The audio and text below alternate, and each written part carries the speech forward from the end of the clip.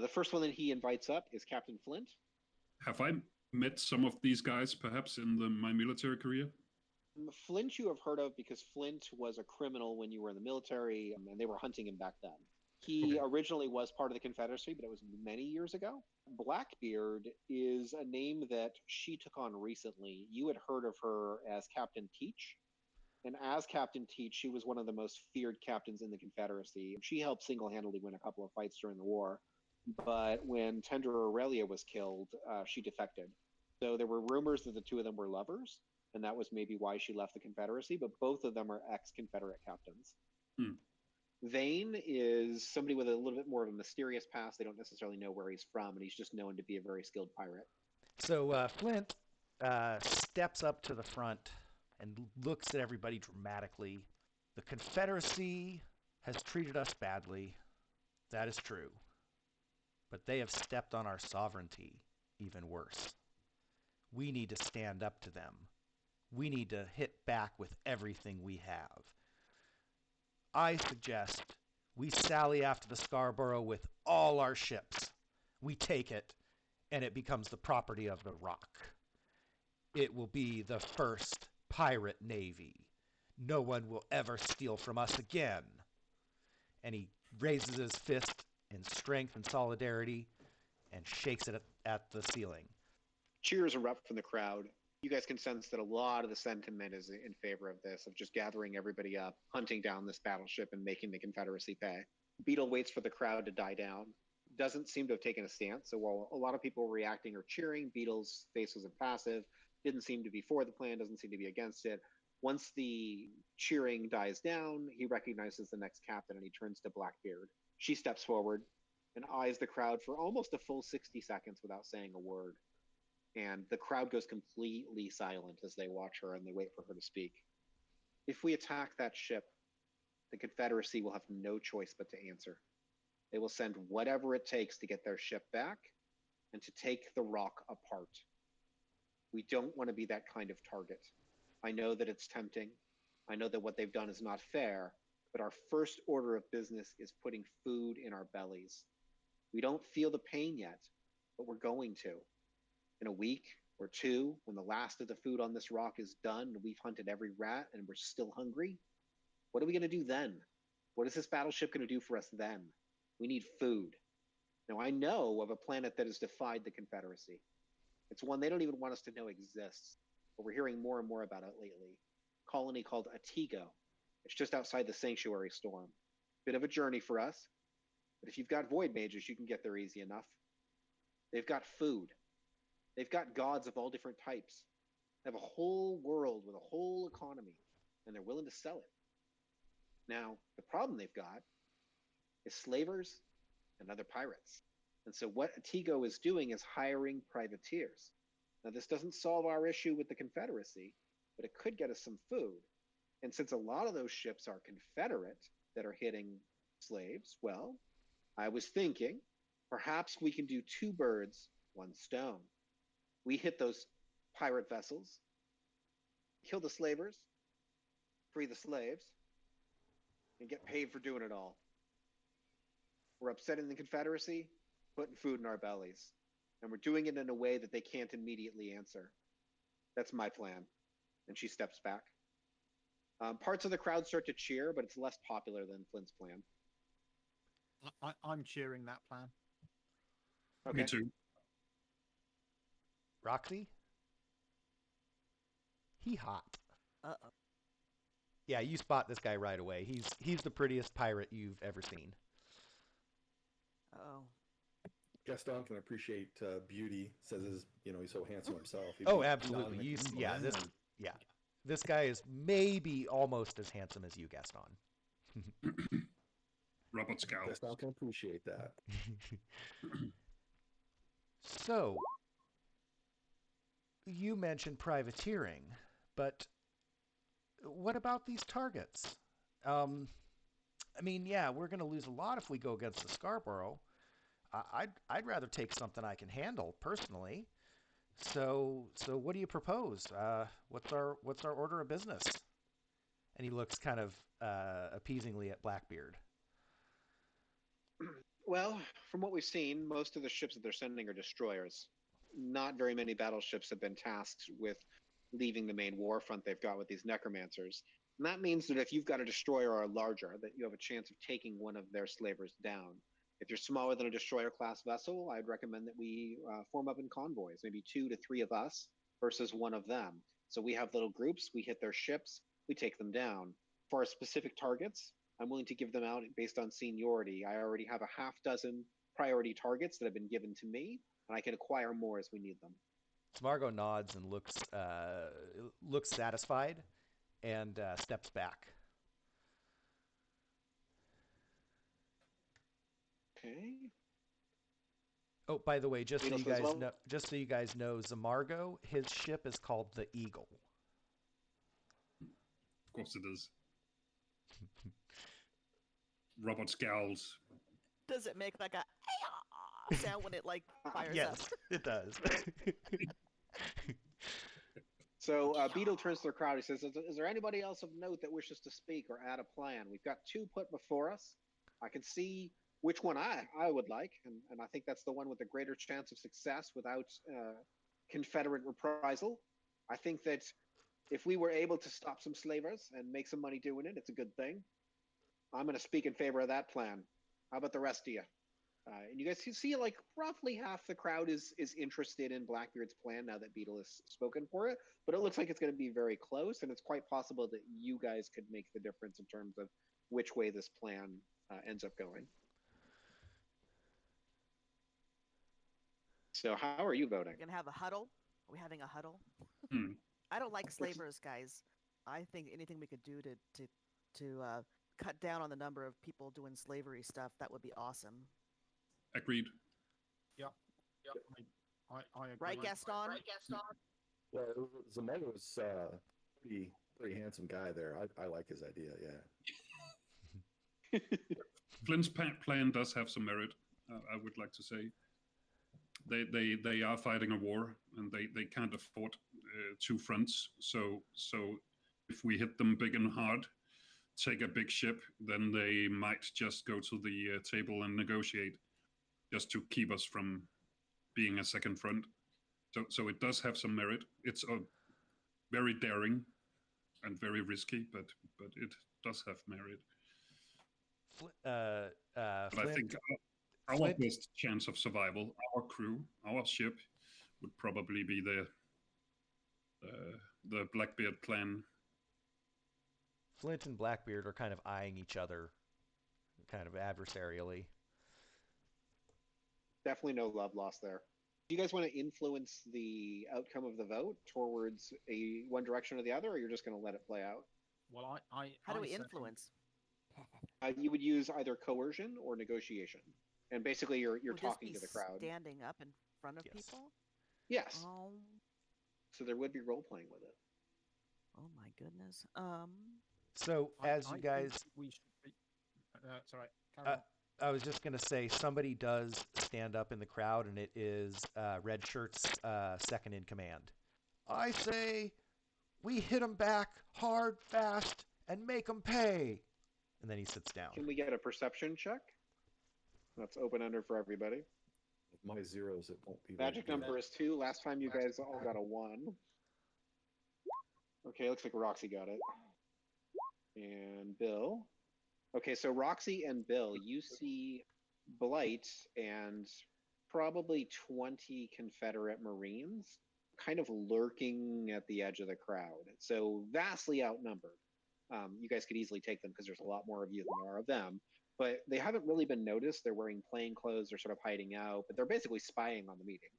Okay, well, I'm going to immediately message that to Beetle then. I mean,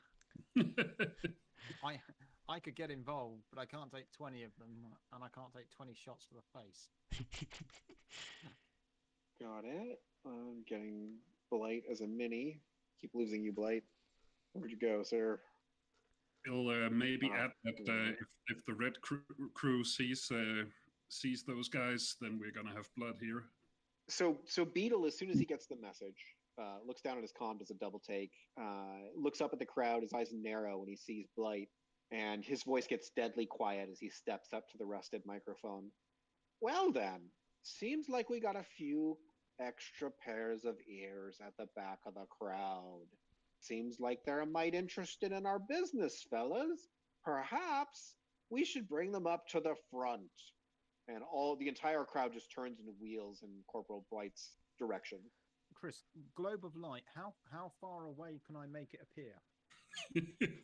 I think it's magic times 2 meters. Okay, so not you'd be better off like firing a flare or something. thinking pistol, but I won't do that. No. Or using a light drone. Yeah, but I haven't written light drone on my character sheet yet, so I won't be doing that. But I am tempted to buy light drone for 25 credits as opposed to globe of light as one of my first spells. Well, that is exactly the sort of thing that I would encourage you to do on the fly. So if your character owns one of those, that's fine. We say you've got it right now, and if you want to have your drone zip over there, that's what happens. Okay, I'll do that then because it really was on my list. Okay, it puts a spotlight. It zips over, puts a spotlight directly on Corporal Blight's face. Everybody sees him, and he starts walking over with his troops.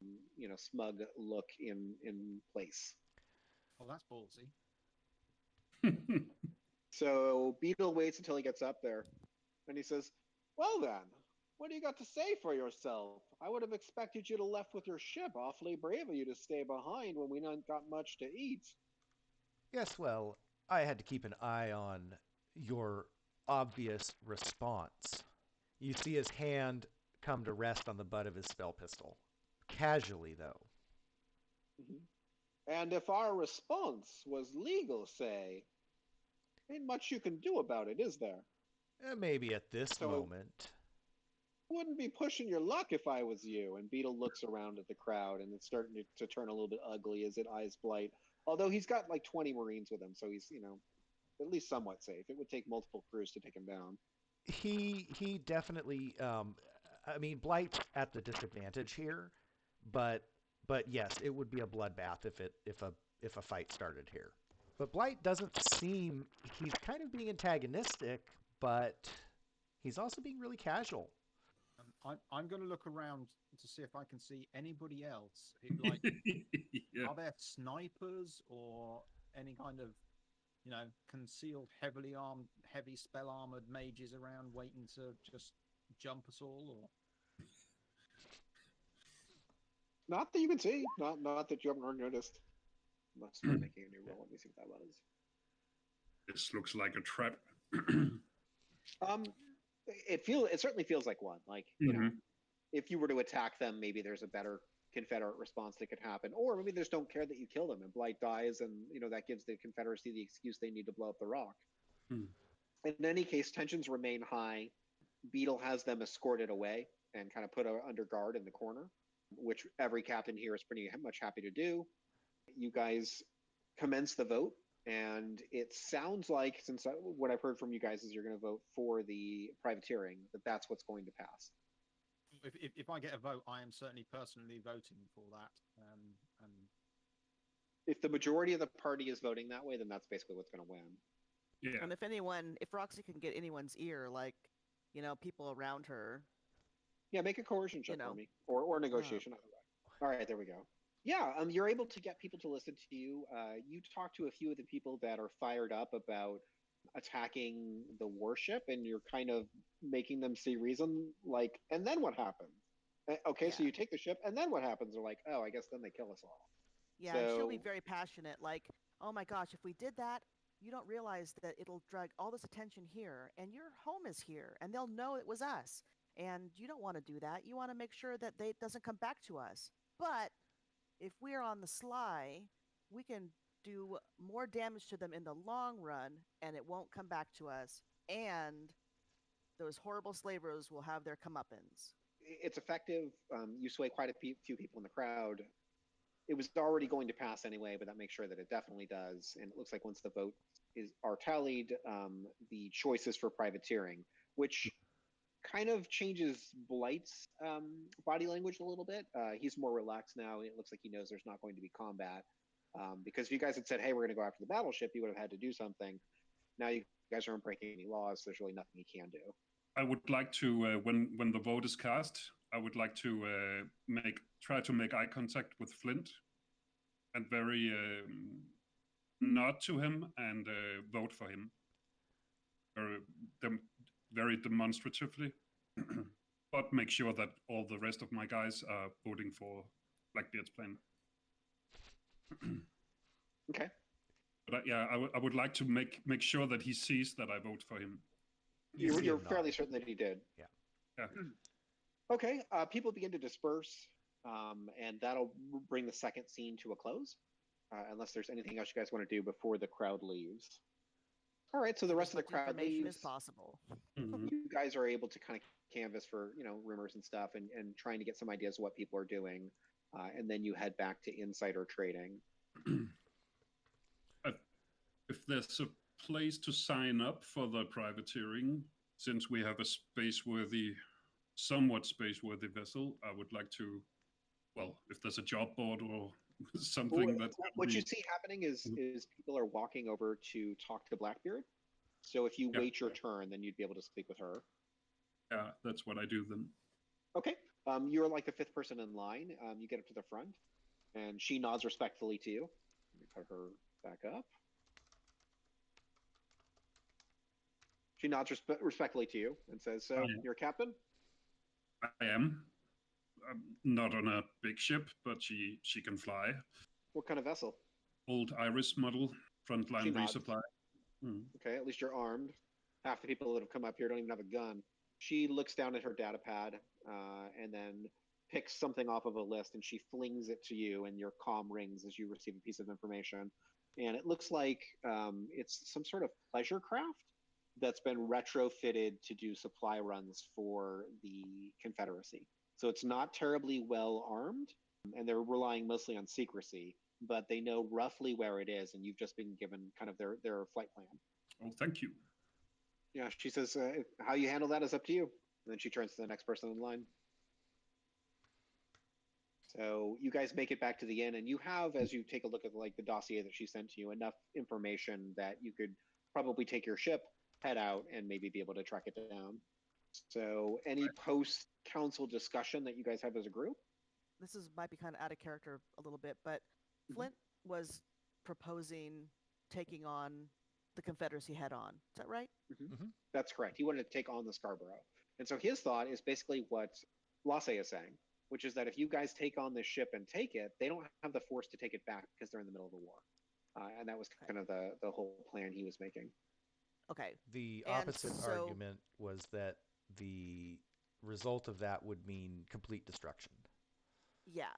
So Roxy wants to fall into step with Mr. Bobbins and be like, so you wanted to follow taking on the Scarborough, but then you're okay with us doing this anti-slavery thing.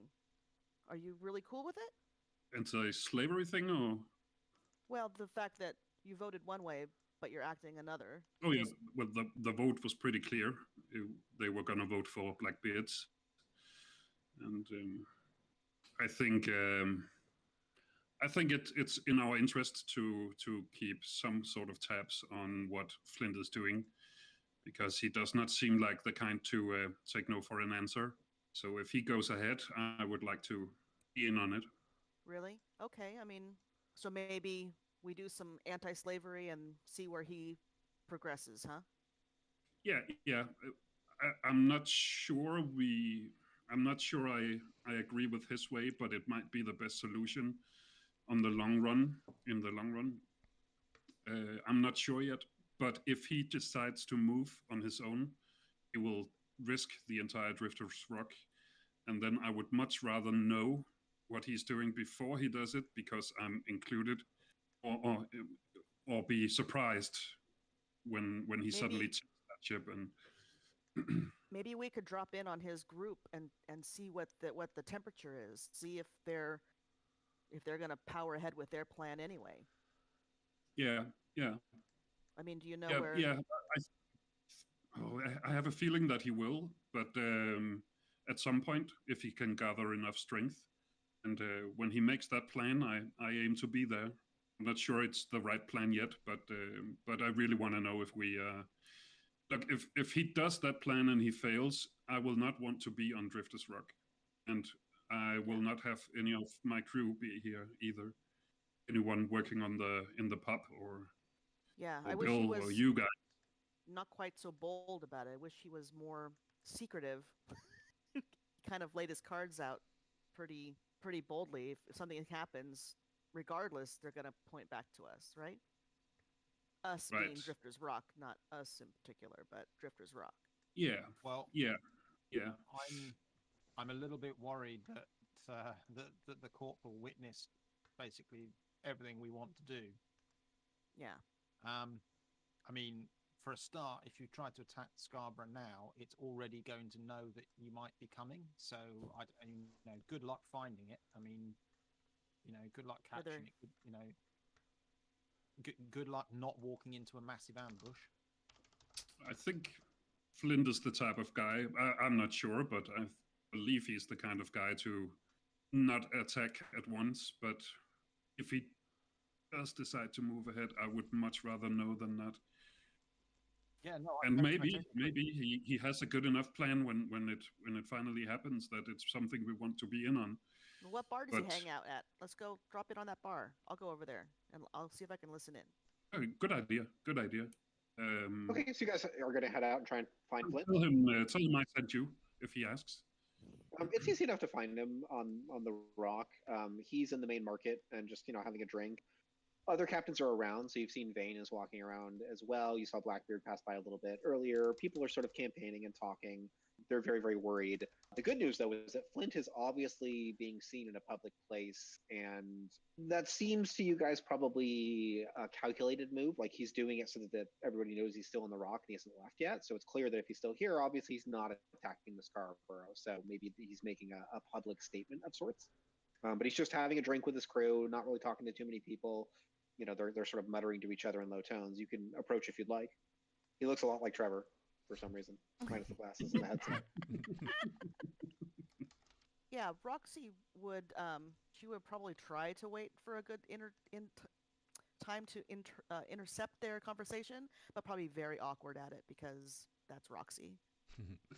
You know what? You actually intercept some drinks. The server's about to bring out another plate of drinks. Maybe you offer to take them? Yes. She will totally deliver the drinks for them. Stan is going to be shadowing Roxy pretty close behind her because, he's keeping his eye on her to keep her safe. All right. So Roxy would have, her brother Gaston, rather large, handsome guy following her around. Very intimidating. Doll is also intimidating. Hey guys, how's it going? Here's your drinks.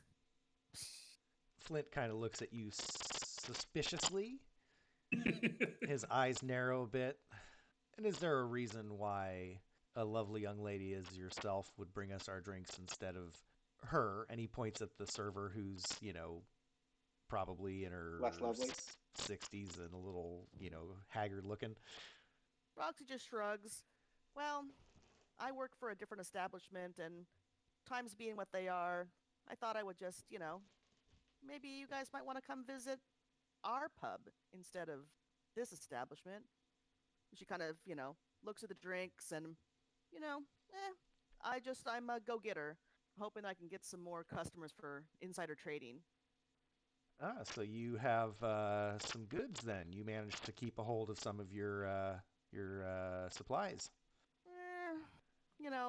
We squeezed by a little bit. I think, we're not dummies, I don't think, but we didn't get off scot-free. Those guys were pretty cruel, so lost a bunch of apples. Let me tell you, that would have been the best cider you've ever tasted. But we probably have a little bit. We could pour you a couple fingers of cider that we were able to stash away. He looks interested. His crew that's there with him really have peaked up.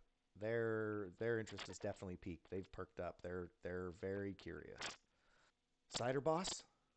Flint looks at him. He nods. I suppose we could. That was quite a speech you gave too, Captain Flint. I mean, right there in front of God and everyone, with that Blythe guy. Man, you have some stones. Yeah, Blythe's a punk. I'd like to see him stand and face me in an alley. Yeah, he seems like he could use to have that happen to him for sure. But I have a feeling he's not the kind who's going to face you head on. He's going to come at you from your flank, come at you towards your back. He seems to be a cowardly dog, in my opinion, sitting behind the might of a battleship to take from everyone's mouths. Yeah, Rock's really going to suffer from what those assholes did. Point is, we could really make them suffer. We could put some hurting on them and potentially keep them off our backs for years to come. We've got to show them strength. Yeah, but coming at them at their teeth, he's not that kind of guy. And he's here right now. Where's his ship at? Yeah, I'm still wondering why they would have put him in the crowd. Doesn't make exact sense. You think Beetle still has him? I think Beetle let him go. Hey, Chris? Beetle probably let him go. Okay. Wouldn't have been able to hold him. I mean, there's no official charge that he can hold him on, but his ship is gone. So you'd have to check with Beetle to know for sure, but odds are good he's not going to try and hold Confederate troops. But the Scarborough was his ship, right? Mm-hmm. So Rox, you would, ask Flint, you think he has another ship? Do you know that he has another ship? What's the registry as far as the right? ships go for Blight? Registry? He's registered to the Scarborough. He is, okay. All right. Oh, so if he has something, it would be on the down low. Yes. It is possible he could own a personal craft, but it's unlikely. It'd be more likely in that instance that the Confederacy has secreted a second vessel here that's not registered anywhere. You get the sense that Flint is very much still interested in pursuing the Scarborough, but he seems very canny and not stupid. Like, he's not going to do anything dumb. He's going to wait for his opportunity and do something overwhelming and probably successful. Roxy would, say, I don't want to take up your time, but insider trading, we don't have much, but, we're a business, and we'd, my boss would certainly, sell to you as long as you guys don't stir up no trouble for his establishment. And you guys look like you're gentlemen, so I think we're okay. Flint chuckles as you say that. And he nods and he says, perhaps we will see you in the future for some cider. He gives you a charming smile, then turns back to his men. Roxy might linger around a little bit to see if she can overhear anything, make sure Gaston's not getting into trouble, and then return to Insider with her information about that he's just being he's in public. He's still looks like he's probably gonna do something. Maybe he's not giving it up anyway. And boss, I invited him over so he can buy stuff. Yeah, I couldn't avoid hearing that. Thanks for that. You're welcome. He was well up on my list of people I definitely wanted in the pub. Absolutely, he has money that he can spend. They look very polite. I don't really like quiet, hard drinking types who know their limits and go home early, but come back every day. Should I not have? Well, I mean, the danger level is high right now, so the information that the risk of the information if he does come is probably more valuable to us for our long-term survival than the risk of having somebody like that in the pub. And I'm whispering. At least if he's here versus Red Shirt. Well, Red Shirt, you wouldn't know, but he was one of the more fearsome captains around. So he was no he no was Red Shirt. Disposable bit part like pirate. He was I wouldn't have tangled with him. Not face to face with him. I'd have stabbed him in the back or something if I had to. But oh my gosh. So, if you're going to stab somebody, make sure it's from behind. Don't ever stab somebody in the face unless you absolutely have to. And preferably don't be in a situation where you have to stab anybody at all. Yeah, I don't want to stab anybody. So as a rule of thumb, let's not invite vicious pirate captains to the pub in normal circumstances. But he looks so nice. None of them are nice. Are you sure? They're pirates. They were laughing and drinking together. They look nice. They look like they're having a good time. Yeah, definitely. See, Gaston? Yeah. It would be so bad. We can have a big party. It'd be fun. They're not the type of pirates that steal things like people's music and books and stuff. They're the kind that blow up ships. Oh, well, aren't we going to be blowing up some ships with what we're doing? I'm kind of confused. We're I going to be think- pirates, right? I mean, but theoretically. we're going to be privateers. Oh. Wait, The what's the difference?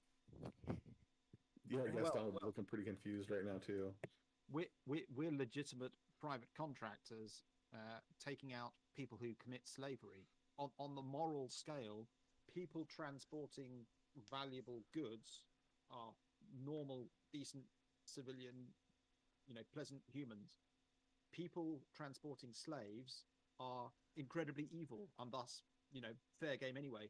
But when you've got a license from the government to capture their ship, you're a privateer, not a pirate. Okay. All right. So we're privateers. So Yeah, you're we're saying that those basically government happy-go-lucky pirates. guys are actually stealing from merchants then, not just Well, the Confederacy. From anybody who hasn't sufficiently nailed down their goods. Metaphorically speaking. Yeah. So as Gaston's listening, he'd be like nodding, like he totally understands. But you can tell if you really look at his eyes and his face, he has no clue what's going on. He's like, See yeah, fairies. okay, I got this. Yeah, okay, it makes sense. Yeah. So everybody on Drifters Rock kind of gets on because even pirates have to have somewhere to come and sleep and buy food and drink and spend their gotten gains, whether or not you think that's ill or otherwise. But out there, you don't want to look like prey, and for instance, I think if we're gonna do this, we're not, I don't know, gonna do things like take the ship, take the crew, throw them into space, and leave with the ship. We're gonna do it differently, I hope. At least Okay. that's why I'm signing up to do this. If the rest of you are thinking we're just gonna murder everybody we encounter and and steal everything and or maroon people on asteroids or something, then I'm not up for that. Only the bad people. No, I agree. We do this right. Yeah. And we do this because we do this for ourselves. If we don't do this, we don't eat. It's as simple as that. There's nowhere else we can go. There's our ship, our crew. We need to do this to live, unless we want to eat at that other place and drink their lager. I don't think they've got any lager. Oh, really? I think I saw a commercial. I heard a rumor in the crowd that they'd had supply issues, but their food, you'd love it. It was the something 9000, I think. Auto so Chef you've 9000. got- Yeah, the Auto Chef 9000. That was it. They've got these boxes in their refrigerator. I hear because I actually went. It's a dirty secret, right? I went to one of their franchise holder meetings once to hear their pitch, and they explained the business, the business model to me, and they act like they've got this amazing food, but it's all reconstituted protein pastes and stuff. Hey, Chris. And Yeah. Go ahead and play the second ad. Well, I'm getting a buzzing on my.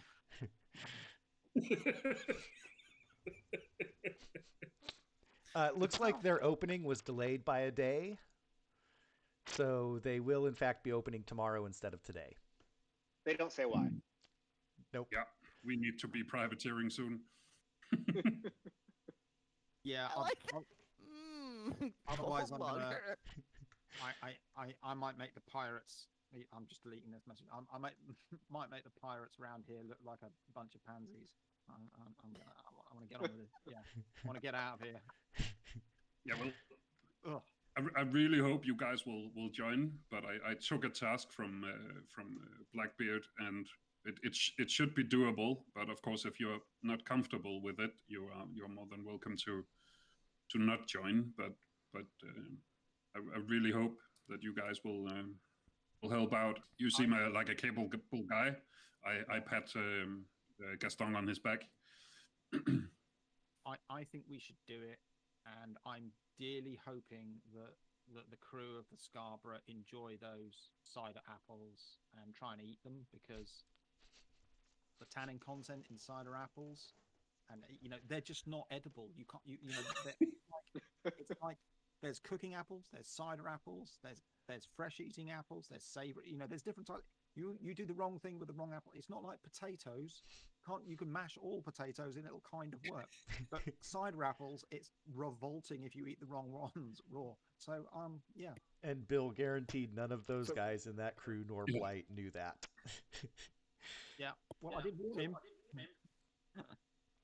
Gaston would have to look at Ed and be kind of like, so you're gonna go along with this, Ed? Well, I think so. Do you want to go? I don't want to go home. So after Bobkins, he patted Gaston on the back, and with Ed, he nods to Ed with her response and gets this big smirk on his face and goes, "Guess what, Ed? What's that? What's that, Gaston? It's time for the gun show. Let's do this." You're such a dork. I can't believe you, Gaston. Come on, Ed. Just as long as I keep you safe, that's all that matters. Because Gertie wants you home soon. So, why? What does she have planned? She's got another suitor for you. It's time for you to get married. Another one? Those never work out. I've given it 5 times. 5 tries. That's not even like third time's a charm. I've tried it. Maybe I'll hook up with some awesome pirate prince. What are you two talking about? Haven't you heard of seizure taping? Yeah, and who is Ed? Oh, he keeps. That's Never also mind the about thing. Ed. Why do you keep calling her Ed? Well, that's her name, Edwina Icehouse. This Roxy Blades thing, that was like the name of her hamster. Gaston, you weren't supposed to tell them anything. You're the worst. You are the worst brother ever. You should go home. I mean, no, I'm not going anywhere without you. If I go home, you're going home. Can't believe you told them that was the hamster's name. These are my friends. I'm out here trying to make a name for myself. I have to wonder. I did always wonder if it was probably some kind of nom de plume you'd chosen because it sounded cool for the career that you're Yeah. pursuing. Yeah, to be honest with you, when I first got started, I really wanted to be like Buck Bushmaster.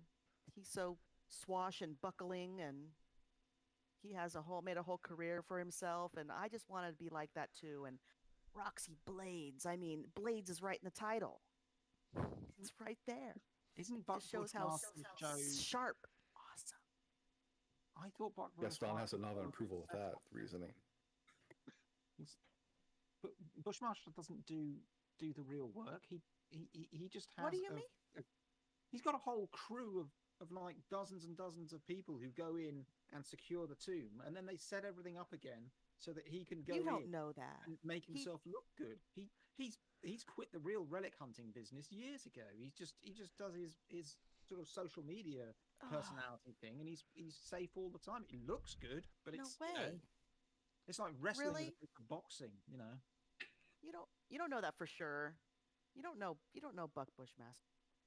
No, there's like 2 or 3 like really big exposure documentaries on him on seizure. Those are lies. Tissue Okay. of lies. Okay. Please, it's Roxy You're from now better on. than he is already. Which I'm admittedly, as I'm saying, what I'm saying is it's not actually that hard to be better than him. But you're already there. Thank you. Thank you. You just need a good score. That's true. But since I'm now getting into the anti-slavery business, it might be kind of hard for me to find some relics while I'm doing that. But Well, I don't know. If Maybe- it's a pleasure boat, maybe there'll be art on board. We should definitely check that. oh, Yeah, we definitely. that's a good call. Do we have any information on that ship so maybe I can do some research to see? Oh yeah. I got a whole file and everything. I was gonna go through that later, but Quite a bit. Ooh. That's actually going to be for next sessions. The next session is going to be you guys going after the ship, but you guys have all the information about the ship and its contents. It does contain artwork. It does also contain other relics. It looks like it's got an entire museum built inside the ship. I mean, What does that I've been mean? watching Antiquities Space Cruise recently, right? And there's always some person coming up to have their antiquity evaluated who has found it in in like the back of an old spaceship, or hanging on a wall What? where everybody thought it was just a print. Surely it's not an original, And did Is you that the see Roadshow one? Yeah. They take their ship from planet to planet, and then they get all the locals to bring stuff in, and they evaluate it for them. And a lot of it is just fairly ordinary, a bit local history, but some of it's genuine antiques that people just didn't realize they had. You wouldn't believe Well, the this would number be of fantastic. episodes I've seen where somebody says, "I've been using this as a flower pot," and they're like, "Oh, that's 3,000 years old. You probably shouldn't be doing that." That's Elder Magus is probably really angry that you used it for That's actually these your flowers. grandmother. See, Gaston, it's a good reason that we're gonna go. I can be of use here. Gaston nodded and seems like he's okay with this. Yeah. I reckon we walk back to the ship. Yeah. I think, yeah, that's how I understand it. Is Mabs gonna come too, or are we No. gonna? I don't know. Let's ask her. You guys will have to make the decision whether or not you want to bring the crew into danger, but they are willing to go since you're effectively, this is their house. They are Bill's employees, so that's important to note. Yes. But if they want to stay on the ship, they are more than welcome. Yeah. So when we get back, we'll discuss it with all the staff. I mean, there's the static pub that can keep running as long as as long as they've got any kind of food. But they'd be in in direct physical danger if they come with us on the ship. I don't know. Well, there'll be a danger staying though as well, for danger of starving. We will need to figure out some way to Yeah. split Well, the staff, they are all absolutely willing to go along on the ship if you ask them to, but none of them seem keen to do so. I This think this in general is a safer environment. Like if they stay on the station, they're probably better off, especially if you're leaving most of the food here because they have 7 days worth. Yeah, I think that's the better option, and I'm sure that plenty of people are going to be trying to provide food. A lot of that will come as raw food, so they can continue to prepare it, because Robert isn't the only person we've got that cooks, because otherwise he'd have to be up 24 hours a day. So Mabs is good, Yeah. right? Yeah, she can Yeah. cook too. I'm going to have a conversation with the other food proprietors and talk to them about things like, as food comes in, should we be running premises as sort of food kitchens, like canteens, to make sure everybody on the rock actually gets fed. Rather than Everybody 100% is on board with that, with no exceptions. Everybody who owns any sort of restaurant has said, what we're going to do is stop charging, and we're not going to let people have food basically beyond rations, but we're all going to work together. And as it turns out, quite a few other proprietors were able to hold at least something back. You got more than anyone else, though, so you have the largest supply of food. Food kitchen style. Yeah, Cool. yeah, because obviously Cool. if you work on maximizing, minimizing waste, for instance, if you take a potato and you peel it and throw away the peelings as you normally would, you're just throwing away food, because like all of it apart from the earth on it, which you should be washing off so that you can put it back in the ground, because we're on an asteroid, right? There's an awful lot of wastage in the food industry usually, but there doesn't have to be, and we can say no, your only option is to eat the fish tonight unless you're allergic to fish, right? And because it needs to get eaten up, or whatever we've got, Soup goes a long way. You can make there's a lot of make a rats lot of running soup. around. Those are good eating when you're hungry now. I've been on Things plenty I've been on plenty of campaigns where rat was a luxury. Let me tell you. I remember asking one of my survival trainers who was doing a whole 3-day course for us. And he said, "You can eat rat," and I said, "How do you do that?" And he said, "Carefully." So yeah, you can do it. It's not pleasant, but I think that everybody here who doesn't have any kind of combat experience or abilities in that direction is better off staying on Drifter's Rock. Yeah, none of your staff are tough enough to really be. I mean, even Grogan, the bartender, is a big guy, but he's not a fighter. He's kind of a teddy bear kind of guy. Your toughest is Mabs for sure. Well, I'm going to Oh. call it there, and we're going to award XP. So we're doing this a little differently than the last campaign. You get 2 experience for every scene that we complete. You completed 2 scenes, so that's 4 base experience. You can receive up to 1 experience a week for background material. So if you send me documents or artwork or anything that you make, and Trevor's going to be awarding that. So anything you have sent to Trevor, he can award experience for, should he choose to do so. And then at the end of every session, we are going to nominate people for additional XP like we always have in the past. So if there's anybody you thought said something funny or did something cool, we can give them more XP now. What I will do is a kind of an above and beyond thing when I see good roleplay is I'm also going to award luck. So I would like to give everybody a point of luck. Very, very happy with everybody starting character. They're already finding their footing and working together. So I'm off to a great start. Any nominations? I'd like to nominate Lasse for coming up with the idea of getting, which I had no idea quite what he was doing, but getting Pally with Flint so that you could, and then his explanation of why he did that. I thought that was. And Okay, give him an XP for that. in relation to that, I would like to nominate Diana, because she actually asked about it, which gave me the chance to explain myself. So I think that's something we should work on doing going forward. Like Agreed. Aggressively try to figure out the other guy's motivations, get the explainers, the exposition. And it's Agreed, and I think that was worth XP. So an XP for Diana, an XP for Lasse. Anybody else? I think that John needs one for busting into the TGI Fridays. That was great. Agreed. So there's no one for John. Haha. I have And to then say- sorry. yeah, he definitely needs one for clandestinely getting rid of the camera with water, so no one could see that anybody had been there, and then kicking down the door. Well done, John. Well done.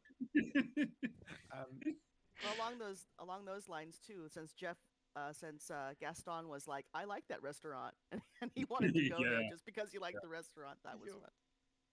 Yes, I like that. I felt like I was being heavily trolled today. Yes. And the gun show. Oh. The gun Oh. show, I think, is worth an XP. So Yeah, so I agree. And so for background All right. material, Chris, was it 1 XP for each piece or just 1 XP for in general for the period? Well, we should, as a party, decide that because the slow people, I don't want to penalize too much. So it'll be 1 or 2 XP a week total that we'll allow. And I guess the question is, what do we want to cap that at? So do you think 1 or 2 is a better cap? I'd say 2. Then we give people a little bit of choice to get a little extra in if they want. Cool. So up to 2 XP. So if you do, one thing, you're probably going to get an XP for it. If you do 2 things, you're probably going to get 2 XP, and it's obviously not required. So for that, I wouldn't want to push it more than that because I've seen just how much people have been investing into there. right. So Sometimes I like to just do stuff, and I sometimes just want to do it, not like as a reward. Like I'm not doing it to get rewarded XP, but it's just fun to do. So then I get in that weird place where it's like, don't give me too much. yeah. You know, Well, 'cause it's we'll not do for XP. So. yeah, we'll do 1 typically, but 2 for something that's really really good. As GMs, it's really cool to see this stuff. Like, I love it. And I know where you're coming from, Diana, because I always felt bad with Aaron. Like, I gave him too much stuff and it was too much work for him to read. And I was like, oh, here's 40 more pages. Here's 40 more pages.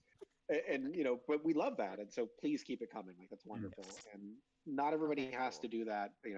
Everybody's doing great role playing regardless. But I enjoy reading that stuff. So thank you. Yeah, so for everybody's Cool. backgrounds, everybody take 1 XP for their backgrounds. And Roxy does get a bonus for everything she did that you did for her, Diana, because it wasn't just quantity, it was quality. There's some very good stuff in there, so. Cool. And I really love sharing it with you guys because sometimes I get an idea in my head and it's like, who am I going to share this with? Like, I can give it to Jeff, but like, Yep. I want other people to read it too. Yep.